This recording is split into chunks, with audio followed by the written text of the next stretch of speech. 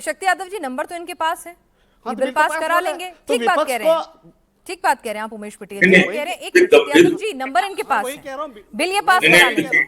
अगर सत्ता पक्ष वाकई में चाहता है कि कंसेंसस बने, सदन में चर्चा हो, तो आप खुद बताइए शक्ति यादव जी, पहले कहा कि भाई नीट का मामला जो है उस पर बात हो, जब वो हो फिर उसके बाद कड़े कानून बने, फिर धर्मेंद्र प्रधान का इस्तीफा हो, एक एक करके सारी मांगे मानी गई। फिर कहा कि भाई अमित शाह जी बोले, वो भी बोलने के लिए तैयार है। रही बात भाषा की, तो अभी तक राहुल गांधी जी को जी जी कह के संबोधित किया जा रहा था।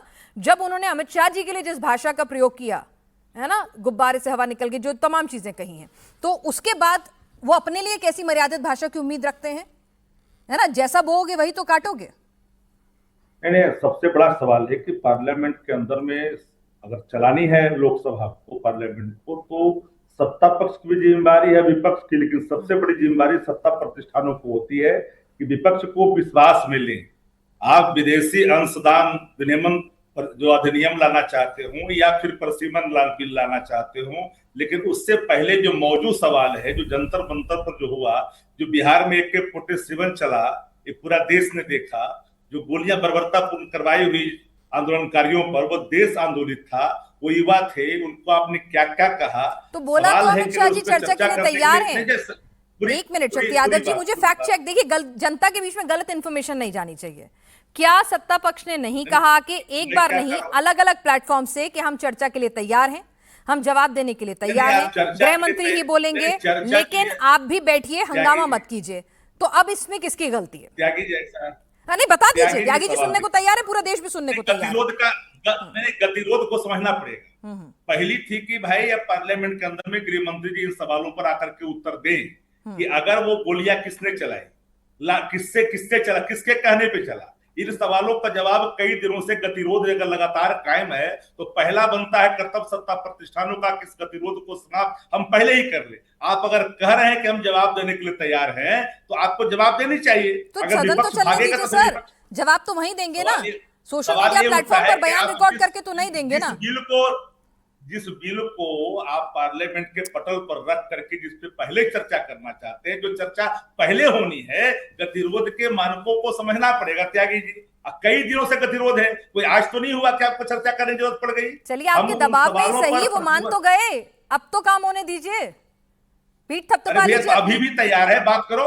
अरे तो क्या बात कर रहे हैं, सदन तो चलने दो, उन्होंने बोला सदन चलने दो। अब आप मुझे पॉइंट बाय पॉइंट देखिए, देश को भी बताना चाहिए। देखिए, मैं तो आपका फेवर कर रही हूँ, देश को ये मैसेज नहीं जाना चाहिए कि राहुल गांधी सदन नहीं चलने दे रहे, अखिलेश यादव सदन नहीं चलने दे रहे, विपक्ष सदन नहीं चलने दे रहा। आपने दबाव बनाया, आपने मुद्दे उठाए, आपकी मांगे मान ली गई। अब क्यों नहीं चलने दे रहे? आप मुझे पॉइंटर्स बता दीजिए। त्यागी जी, देश को ये पता है, भले ही जो भी नैरेटिव सीट लो कर ले। अरे आप नैरेटिव ब्रेक कीजिए, मैं आपको मौका दे रही हूँ। रोहन यादव जी को अभी तक, रोहन गुप्ता जी को अभी तक बोलने नहीं दे रही हूँ। युवाओं पर हुए जो गोली फायरिंग हुई, उसके सवाल पर लगातार ये चर्चा विपक्ष मांग रहा है। तो तैयार तो हो गए, मैं तो कह रही हूँ, पीठ थपथपा लीजिए अपनी, आपके दबाव में हो गए। चलिए हो गए तैयार, अब जवाब देंगे तो वही देंगे ना, सुन तो लीजिए। जवाब नहीं पसंद आएगा तो फिर हल्ला मचा दीजिएगा। किसने रोका है आपको? विपक्ष भाग कहाँ रहा है भाई? तो चलिए सदन चलने दीजिए, क्यों नहीं चलने दे रहे बताइए, क्यों हंगामा कर रहे हैं? आप बोलिए, आप आके बोलिए कि हम सबसे पहले इस पर चर्चा करने के लिए गृह मंत्री। ठीक है रोहन यादव जी, भाई आप कॉन्फिडेंस में नहीं ले पा रहे हैं इन्हें, आपकी कथनी और करनी में इन्हें अंतर नजर आ रहा है, आप कॉन्फिडेंस में नहीं ले पा रहे हैं। देखिए, आप कब से उनको समझाने का एक बेसिक सवाल पूछ रहे हैं, कब से ट्राई कर रहे हैं आपके भाई, आप सरकार तैयार है, आप चर्चा करिए। आज अब हर आंसर से वो दूरी भाग रहे हैं, आपके चैनल पे ही कन्विंस नहीं हो रहे हैं, आप क्या करेंगे? सरकार क्लियरली बोल रहा है, नेपी नड्डा जी ने कहा कि आइए हम चर्चा को तैयार हैं।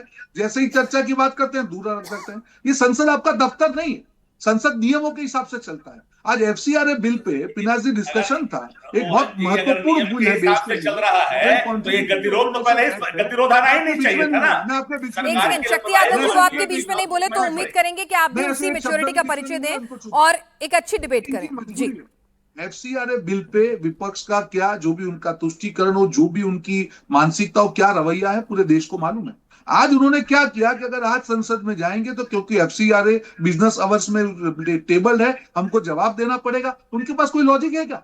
जो फंड देश के खिलाफ यूज हो रहा है, जो पर्पस के लिए लेके आ रहा है यूज नहीं हो रहा है, उस पर एक बिल, इंपॉर्टेंट बिल लेके आ रहा है। आप विपक्ष हैं, अगर आपके मुद्दे हैं तो करिए ना, आप चाहते हैं कि चर्चा ना हो, जिससे इस मुद्दे पे आप राजनीति कर पाए और तुष्टीकरण की राजनीति आपकी चालू रहे कि बिल में हम गए नहीं अंदर संसद में, बिल पास हो गया, देखो हमने तो विरोध किया था, पर आपके पास कोई लॉजिक नहीं है, क्योंकि अगर डिस्कशन होगा तो पोल खुल जाएगी कि अगर एफसीआरए का विरोध कर रहे हो, इसका मतलब आपका जो तुष्टीकरण का उद्देश्य है उसको आप साकार कर रहे हो। लेकिन तो बिना जी लोग ऐसा मत समझिए, रोहन गुप्ता जी वो कह रहे हैं कि भाई आप पहले एश्योरेंस दे दीजिए, वो एफसीआरए पे चर्चा कर लेंगे, वो पहले एश्योरेंस दे दीजिए कि भाई गृह मंत्री पहले दिल्ली में छात्रों पे हुए लाठीचार्ज है ना, इन तमाम मुद्दों पर वो बोलेंगे, पैलेट गन के इस्तेमाल, इन तमाम मुद्दों पे बोलेंगे, उसके बाद बिल लेकर आए।